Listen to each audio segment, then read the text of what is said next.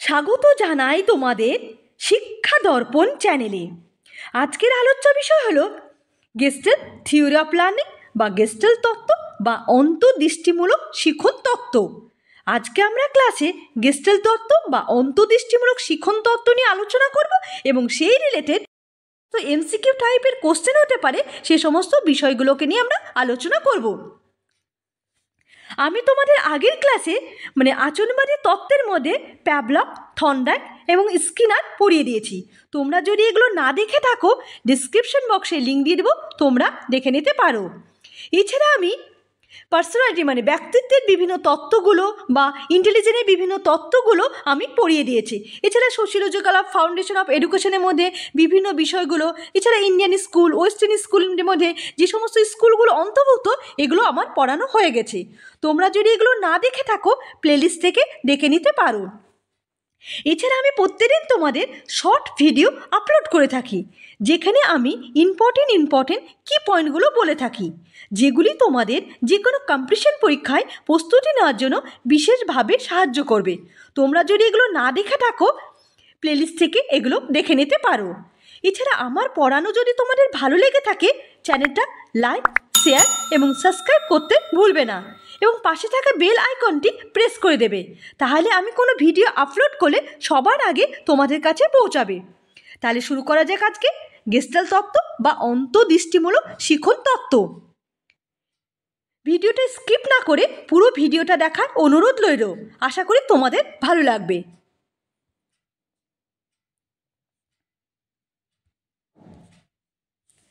Gestalt তত্ত্ব পড়ানোর আগে শিখন তত্ত্বের অন্তর্ভুক্ত বিষয়গুলো আমাদের একটু জেনে নেওয়া দরকার। তাহলে এখন দেখো এখানে দেওয়া আছে আচরণবাদী তত্ত্ব বা behaviour theory and cognitive theory. Cognitive theory প্রজ্ঞামূলক তত্ত্ব। বিহেভিয়ার থিওরির মধ্যে অন্তর্ভুক্ত বিষয়গুলো কী কী আছে?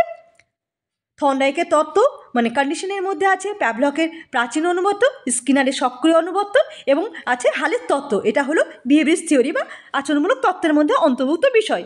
আর কগনিটিভ থিওরির মধ্যে অন্তর্ভুক্ত বিষয় কী আছে? গেস্টাল তত্ত্ব, ব্রুনারের তত্ত্ব, বান্দুরার তত্ত্ব, লিউইনের ফিল্ড থিওরি আর অ্যাসোবেলের ভার্বাল লার্নিং থিওরি। এগুলো হলো কগনিটিভ থিওরি অন্তর্ভুক্ত বিষয়। তাহলে আমরা আজকে পড়বো গেস্টাল থিওরি। তাহলে গেস্টাল থিওরি কোন থিওরি অন্তর্ভুক্ত বিষয়? এটা হলো কগনিটিভ থিওরি অন্তর্ভুক্ত বিষয়। তোমরা এই স্লাইডটা ভালো করে মনে রাখবে, কারণ অনেক সময় পরীক্ষায় পড়ে যায় কোনটা কোন থিওরি অন্তর্ভুক্ত বিষয়। তোমাদের যদি বলে কগনিটিভ থিওরি অন্তর্ভুক্ত বিষয়, এই নামগুলোর মধ্যে কোন একটা নাম দিয়ে দাও এটা কি কোন থিওরি অন্তর্ভুক্ত বিষয়। তোমরা যদি এটা না জানো তাহলে বলতে পারবে না। তাহলে আমরা কি জানবো? গেস্টাল থিওরি হলো কগনিটিভ থিওরি অন্তর্ভুক্ত বিষয়। এবার আমরা শুরু করি গেস্টাল থিওরি নিয়ে পরেই।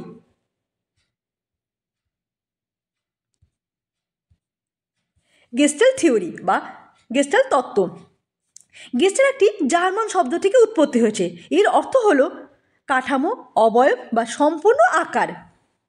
গেস্টাল কোনো ব্যক্তি নয়, এটি একটি সংগঠন। গেস্টালের অপর নাম হলো সামগ্রিকতাবাদী বা সম্পূর্ণবাদ। তাহলে আমরা কি জানতে পারলাম? গেস্টাল একটি জার্মান শব্দ থেকে অন্তর্ভুক্ত হয়েছে। গেস্টাল কোনো পার্টিকুলার একজন ব্যক্তির নাম না, এটা একটা সংগঠনকে বলা হয় গেস্টালবাদ বা গেস্টাল। প্রাণী কিভাবে শিখবে তা নিয়ে বিভিন্ন মনোবিজ্ঞানী বিভিন্ন তত্ত্ব উদ্ভাবন করেছেন।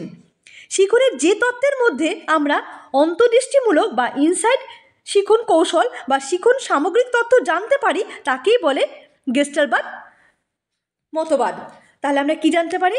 আমরা যখন অন্তর্দৃষ্টি, এখানে দেখো একটা কথা আছে অন্তর্দৃষ্টি বা ইনসাইড শিখন। ইনসাইডটা জিনিসটা কি? ইনসাইড হলো কোনো জিনিস যখন আমরা মন থেকে যখন আমরা কোনো সমস্যার সমাধান করি তাকে বলে অন্তর্দৃষ্টি বা ইনসাইড।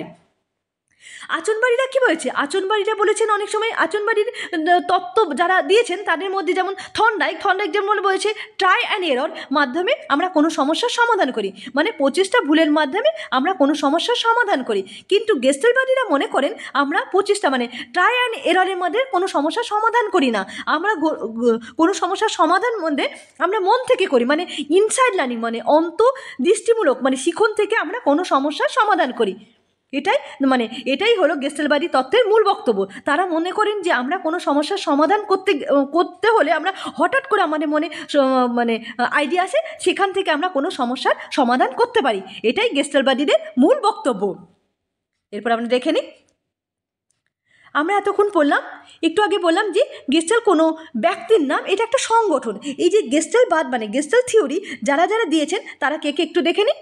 গেস্টাল্ট থিওরির প্রবক্তা হলেন ম্যাক্স ওয়ার্দিমান, কুট কোফকা অ্যান্ড উলফগ্যাং কোহলার। এই তিনজন গেস্টালবাদই বলা, এই যে তিনজনকে নিয়ে হয় গেস্টালবাদ বা গেস্টাল তত্ত্বর প্রবক্তা। মানে তাহলে গেস্টালবাদ কারা কারা দিয়েছেন?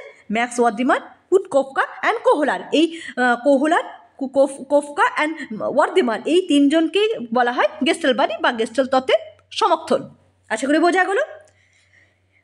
কোনো প্রবলেম আসে, তারপর মাথায় আইডিয়া আসে, তারপর তার সলিউশন করা হয়। তাহলে আমরা কি গেস্টালবাদীরা কী মনে করেন? গেস্টালবাদীরা মনে করেন কোনো যখন আমাদের কোনো সমস্যা আসে তখন মাথায় একটা আইডিয়া আসে, তারপর সেই সমস্যার সমাধান করি। থর্নডাইকের মতো বা আচনবাদীদের মতো বলেনি যে বারবার ট্রাই করব তারপরে কোনো সমস্যার সমাধান করতে, তা মনে করে না। গেস্টালবাদীরা মনে করেন কোনো যদি সমস্যা হয় তাহলে প্রথমে সমস্যা হলো, তাহলে প্রথমে তারপরে হঠাৎ করে মাথার মধ্যে আইডিয়া চলে আসবে, তখন তারপর আমরা কোনো সমস্যার সমাধান করতে পারি। এটাকেই বলা হয় অন্তর্দৃষ্টিমূলক শিখন বা ইনসাইটফুল লার্নিং। এটাকেই বলা হয় অন্তর্দৃষ্টিমূলক শিখন তত্ত্ব।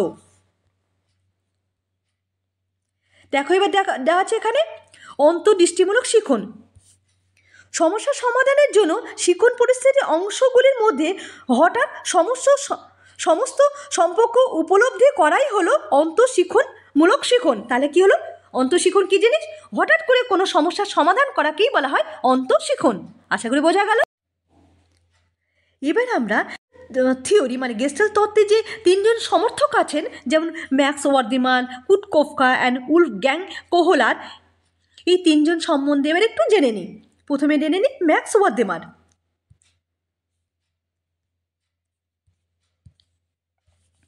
দেখো ম্যাক্স ওয়ার্দিমানের স্পেলিংটা একটু ভুল আছে।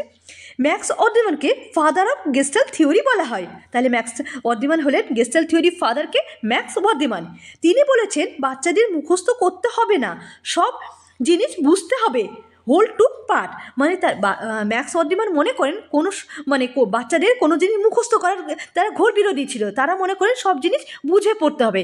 তারা গেস্টালবাদীরা মনে করেন সব জিনিস হোল টু পার্ট মানে সমগ্র থেকে অংশের মধ্যে আসতে হবে। যেমন একটা আমি উদাহরণ দিই। একটা গাছ পড়াতে গেলাম, গাছ পড়াতে গেলে প্রথমে এটা একটা গাছ বলে দিলাম, তারপরে সেইখান থেকে এটা ফুল, এটা পাতা, এটা কাণ্ড, এই যে বোঝানো, এটাকে বলা হচ্ছে গেস্টালবাদীরা সমর্থন করে। তারা মনে করেন যে কোনো জিনিস পড়ালে সমগ্র অংশর পর থেকে সমগ্র জিনিসটা বলার পর সেই পার্টগুলোকে বোঝানো, তার জন্য গেস্টালবাদীরা হোল টু পার্টের উপর সমর্থন করেছেন। ম্যাক্স ওয়ার্দিমানের মনে সমস্যা সমাধানের দুটি রাস্তা, একটা হলো ক্রিয়েটিভিটি প্লাস ইনসাইট, আর একটা হলো পাস্ট এক্সপিরিয়েন্স। তাহলে গেস্টালবাদীরা মনে করেন কোনো সমস্যার দুটো পথ আছে, একটা হলো ক্রিয়েটিভিটি মানে সৃজনশীল কাজ প্লাস অন্তর্দৃষ্টিমূলক শিখন, আর একটা হলো পাস্ট এক্সপিরিয়েন্স। এই দুটির দ্বারা কোনো সমস্যার সমাধান করা যায়। তাহলে বোঝা গেল কী কী? ম্যাক্স ওয়ার্দিমান মনে করেন কোনো সমস্যার সমাধানের জন্য পুরো জিনিস সমগ্র বিষয় থেকে পার্টে নিয়ে আসতে হবে, যে হোল টু পার্টের উপর সমর্থন করেছেন এবং কোনো সমস্যার সমাধানের দুটো পথ কথা বলেছেন। আর তার বইয়ের নাম কী করে একটু দেখে নেন, প্রোডাক্টিভ থিঙ্কিং অ্যান্ড 5 ফিনোমেনা। তার বইয়ের নাম হলো প্রোডাক্টিভ থিঙ্কিং অ্যান্ড 5 ফিনোমেনা। এই দুটি বইয়ের কথা উল্লেখ আছে। আশা করি বোঝা গেল। এবার আমরা দেখে নিই কুটকোফকা সম্বন্ধে বিশেষ কিছু জানা যায় না, কিন্তু কুটকোফকার এখানে দুখানা বইয়ের নাম লেখা আছে, সেই দুটো বইয়ের নামে একটু দেখে নিন। একটা হলো গ্রোথ অফ মাইন্ড আর সেকেন্ড হলো প্রিন্সিপাল অফ গেস্টাল্ট সাইকোলজি। তাহলে কুটকোফকার বইয়ের নাম কি? Growth of mind and principle of Gestalt psychology. আশা করি বোঝা গেল। এবার আমরা পড়ব কোহলার সম্বন্ধে। সবচেয়ে বেশি গেস্টাল্ট তত্ত্ব নিয়ে যে সমস্ত কাজ করেছে তার মধ্যে সবচেয়ে বেশি কাজ করেছেন উলফগ্যাং কোহলার গেস্টাল্ট তত্ত্ব নিয়ে সবচেয়ে বেশি কাজ করেছে। এবার আমরা কোহলার সম্বন্ধে একটু জেনে নিই। Wolfgang কোহলার books mentality of apps 1925। তাহলে কোহলারের বইয়ের নাম কি?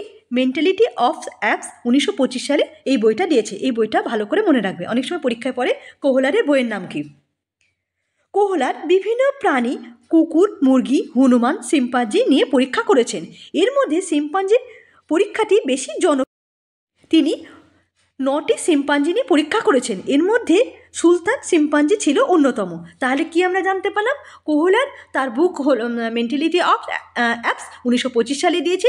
কোহলার মানে গেস্টেলবাড়ি তত্ত্বর মধ্যে, গেস্টেলবাড়ি সমর্থকদের মধ্যে সবচেয়ে বেশি কাজ করেছেন কোহলার বিভিন্ন প্রাণী নিয়ে পরীক্ষা করেছিলেন তিনি। কুকুর, মুরগি, হনুমান এবং শিম্পাঞ্জি, এই প্রাণীগুলো নিয়ে পরীক্ষা করেছেন। তার মধ্যে শিম্পাঞ্জি মানে তিনি শিম্পাঞ্জি পরীক্ষাটা বেশি জনপ্রিয় ছিল।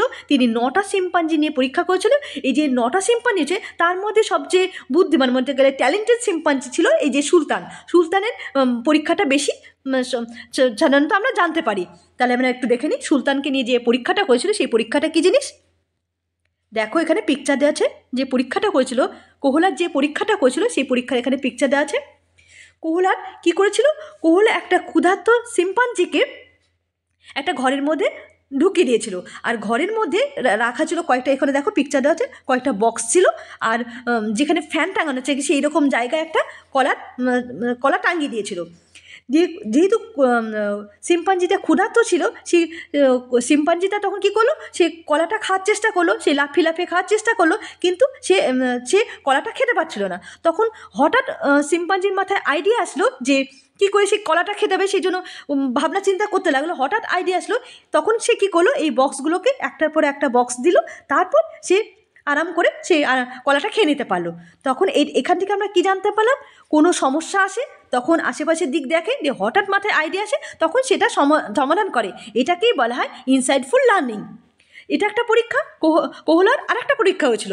আরেকটা পরীক্ষা কী হয়েছিল? একটা ক্ষুধার্ত শিম্পাঞ্জিকে ঘরের মধ্যে দিয়েছিল এবং উপরে একটা কলা ঝুলিয়ে দিয়েছিল, আর ঘরের মধ্যে কয়েকটা স্টিক রাখা হয়েছিল, মানে লাঠি রেখে হয়েছে, ছোটো ছোটো লাঠি রাখা হয়েছিল, কিন্তু লাঠিগুলো এরকম ছিল যে একটার সঙ্গে আর একটা জয়েন করা যাবে।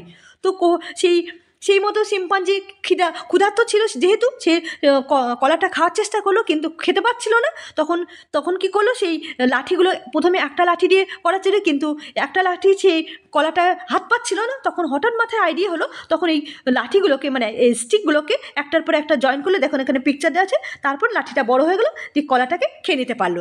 এটাই ছিল কোহলারের পরীক্ষা। তাহলে আমরা এই দুটো পরীক্ষা থেকে কি জানতে পারলাম?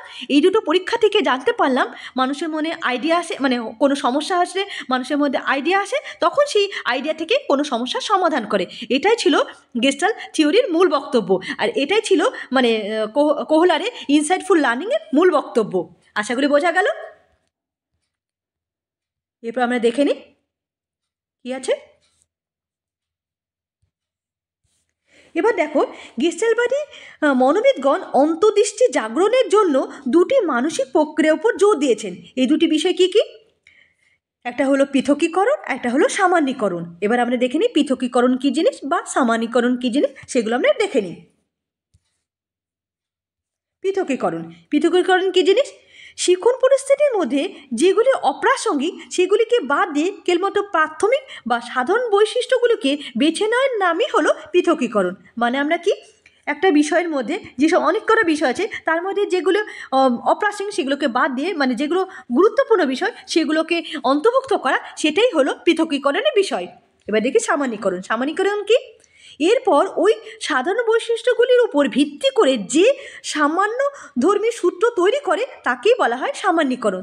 তারপরে আমরা কি করলাম, যে অনেক কটা বিষয়ের মধ্যে কয়েকটা বিষয়কে বেছে নিয়ে সেগুলোকে অন্তর্ভুক্ত করাকে বলা হয় পৃথকীকরণ। পৃথকী করার পর সেগুলো থেকে যে আমরা যে সূত্র বা নীতি আবিষ্কার করে মানে প্রয়োগ বের করলাম, মানে তৈরি করলাম, সেটাকেই বলা হয় সামান্যীকরণ। তাহলে আমরা কি বলছি, অন্তর্দৃষ্টনে দুটো বিষয় অন্তর্ভুক্ত আছে, একটা হলো পৃথকীকরণ আর একটা হলো সামান্যীকরণ। আশা করি বোঝা গেল।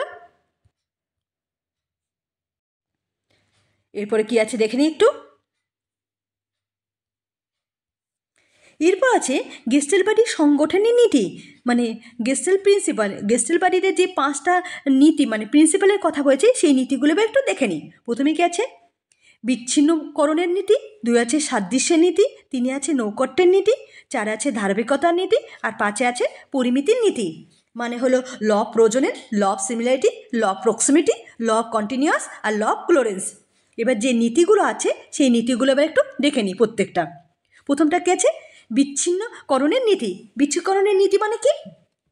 আমরা আগেই বললাম কোনো বিষয়ের মধ্যে মানে অনেক কটা বিষয়ের মধ্যে যেটি গুরুত্বপূর্ণ সেই বিষয়গুলোকে বের করে সেগুলো নিয়ে করাকে বলা হয় বিচ্ছিন্নকরণের নীতি। আর তারপরে গেছে সাদৃশ্যের নীতি। সাদৃশ্য মানে একটার সঙ্গে একটা রিলেট করে, মানে একটার সঙ্গে মানে সম্পর্কযুক্ত বিষয়গুলোকে যুক্ত করাকে বলা হয় সাদৃশ্যের নীতি। তারপরে কি আছে নৌকট্যের নীতি। নৌকট্যের নীতি বলতে বলা যায় যে সমস্ত বিষয় বা বস্তু বা ধারণা স্থানগত এবং সময়গত পরিপ্রেক্ষিতে কাছাকাছি থাকে সেগুলোকে সহজে সংগঠন করা, মানে যে সমস্ত বিষয়গুলো কাছাকাছি সেগুলোকে রিলেট করা মানে সংগঠন করাকে বলা হয় নৌকট্যের নীতি। তারপরে হচ্ছে ধারাবাহিকতা নীতি। ধারাবাহিক মানে কন্টিনিউয়াস মানে যে সমস্ত বিষয়গুলো ধারাবাহিক রয়েছে সেগুলো আমরা সহজেই বুঝতে পারবো, সেকে বলা হয় ধারাবাহিকতা নীতি। আর পাঁচে কি আছে পাঁচে আছে পরিমিতির নীতি। পরিমিতির নীতি বলতে বোঝায় পূর্বের বিষয়ের সঙ্গে নতুন বিষয় মানে যুক্ত করে সেই সমস্ত বিষয়গুলোকে জানাকে বলা হয় পরিমিতির নীতি। যেমন আমি একটা উদাহরণ দিই, যেমন আমাদের ওয়ানের ক্লাসে যে সমস্ত সিলেবাস থাকে, টুয়ে উঠলে পুরো আলাদা হবে না, সেই ওয়ানের ক্লাসের সিলেবাসের সঙ্গে টুয়ের ক্লাসের সিলেবাস রিলেট করে পড়ানো, এটাকে বলে পরিমিতি নীতি। মানে একটার সঙ্গে আরেকটা রিলেট করে কোনো জিনিস করা হয় তখন আমরা সেই জিনিসটাকে আমরা আরও সহজে মানে করতে পারি, মানে বুঝতে পারি, সেটাকে বলা হয় পরিমিতির নীতি। তাহলে নীতিগুলো কি হলো? একটা হলো বিচ্ছিন্নকরণের নীতি, একটা হলো 2 নম্বর হলো সাদৃশ্যের নীতি, 3 হলো নৌকট্যের নীতি, 4 হলো ধারাবাহিকতার নীতি, আর 5 হলো পরিমিতির নীতি।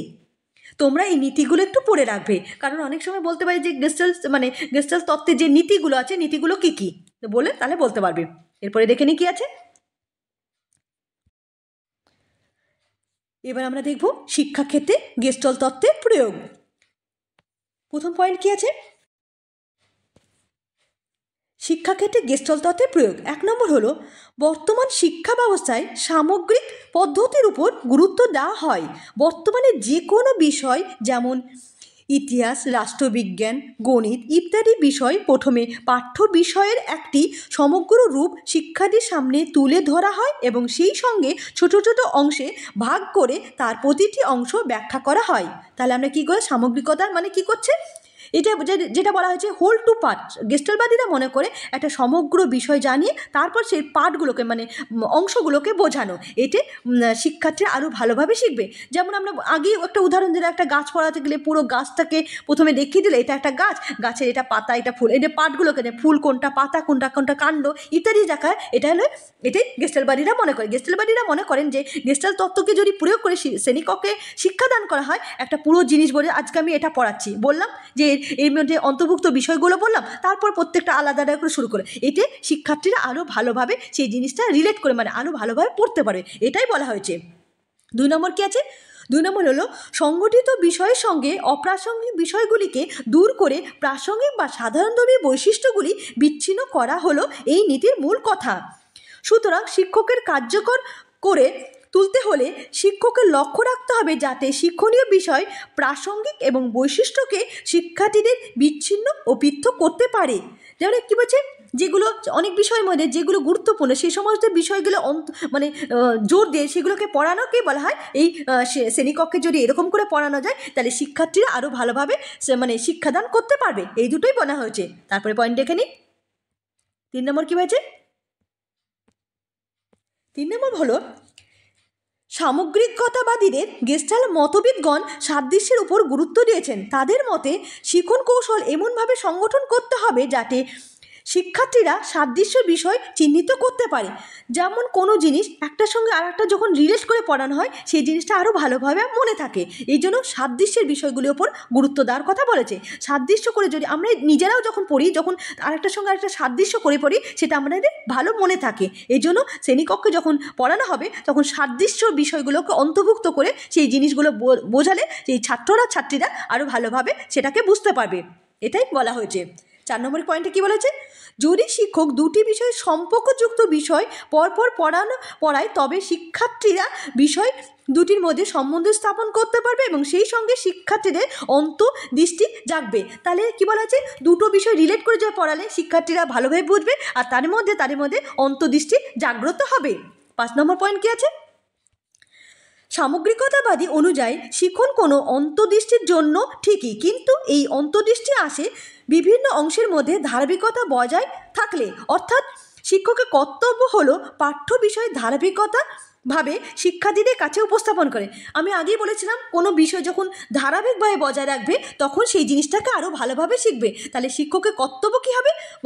কোনো বিষয়কে ধারাবাহিকভাবে ধারাবাহিকভাবে পড়ালে ছাত্রছাত্রী আরও ভালোভাবে সেটা বুঝতে পারে। গেস্টেলবাদীরা এই যে আমি শিক্ষাক্ষেত্রে গেস্টেল তত্ত্বের প্রয়োগ, এই যে 5টা নীতি হয়েছে, এই 5টা পদ্ধতি যদি প্রয়োগ করে তাহলে শিক্ষার্থীরা আরও ভালোভাবে সেই জিনিসগুলোকে শিখবে।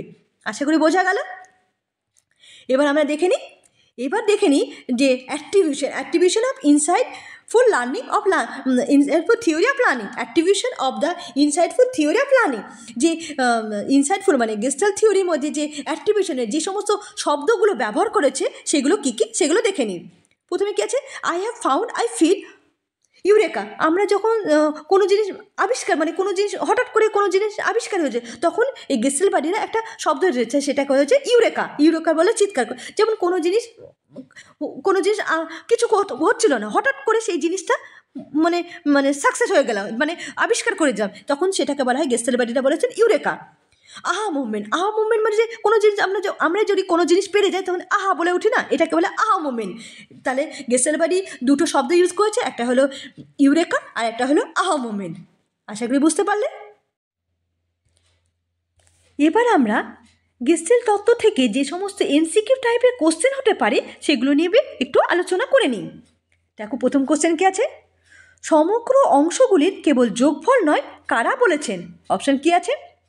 সামগ্রিক গঠনবাদীগণ, বি আছে আচরণবাদীগণ, সি আছে সামগ্রিকতাবাদীগণ, আর ডি আছে জ্ঞানমূলক বাদীগণ। তাহলে সমগ্র অংশগুলির কেবল যোগফল নয় কারা বলেছেন? এটা বলেছেন সি, সামগ্রিকতাবাদীগণ। 2 নম্বর কোশ্চেন দেখে নিই।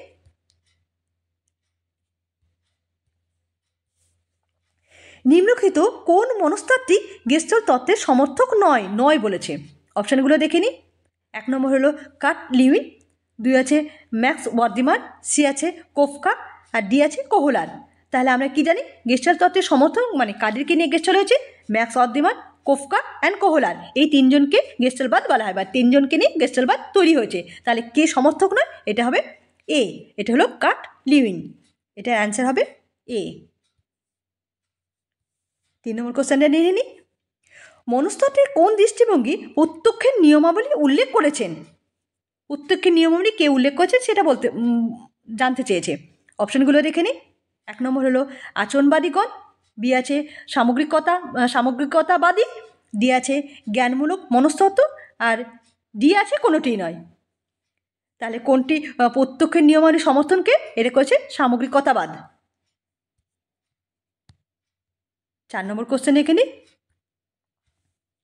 4 নম্বর কোশ্চেন হলো মেন্টালিটি অফ অ্যাপস 1925 বইটি কে লিখেছেন? মেন্টালিটি অফ অ্যাপস 1925 সালে এই বইটি কে লিখেছে? অপশানগুলো দেখেছি। ওয়ার্দিমান, কোফকা, কোহলার, কেউ না। তাহলে কে লিখেছে? মেন্টালিটি অফ বইয়ের লেখক কে ছিল? এটার অ্যান্সার হবে কোহলার। কোহলার মেন্টালিটি অফ অ্যাপ 1925 সালে এই বইটি লিখেছেন। লাস্ট কোশ্চেন, ইনসাইটফুল লার্নিং বা অন্তর্দৃষ্টিমূলক শিক্ষণ তত্ত্ব কে বলেছেন? এখানে অপশানগুলো দেখো। 1 নম্বর হলো কোহলার, বি আছে প্যাভলভ, এটা সি আছে স্কিনার, আর ডি আছে থর্নডাইক। এই কোশ্চেনটার অ্যান্সার তোমরা আমাকে মেসেজ করে বলবে। ইনসাইটফুল লার্নিং বা অন্তর্দৃষ্টিমূলক শিক্ষণ তত্ত্ব কে বলেছেন? এই যে 4টে অপশান আছে, কোহলার, প্যাভলভ, স্কিনার অ্যান্ড থর্নডাইক, এর মধ্যে কে বলেছেন? এই কোশ্চেনটার অ্যান্সার তোমরা মেসেজ করে আমাকে বলবে। তাহলে আমাদের আজকে গেস্টাল্ট থিওরি কমপ্লিট হয়ে গেল। তাহলে আমরা গেস্টাল্ট থিওরি কী পড়লাম? গেস্টাল্ট থিওরির মধ্যে এই যে গেস্টাল্ট তত্ত্বের সমর্থক কারা যে ম্যাক্স ওয়ার্দিমান, কোফকা অ্যান্ড কোহলার, এই যে 3জন সমর্থন করেছেন, তার মধ্যে কোহলারের যে পরীক্ষা বা কোহলারের যে বক্তব্যগুলো দিয়েছে সেগুলো তোমরা একটু ভালো করে দেখে নেবে। তাছাড়া ম্যাক্স ওয়ার্দিমানের যে মানে কী বলেছে যে গেস্টালবাদীর সমর্থকরা যারা হোল টু পার্ট মানে সমগ্র থেকে পার্টগুলোকে পড়ানো কথা হয়েছে, এটা গেস্টালবাদী তত্ত্বরা সমর্থন করেছে।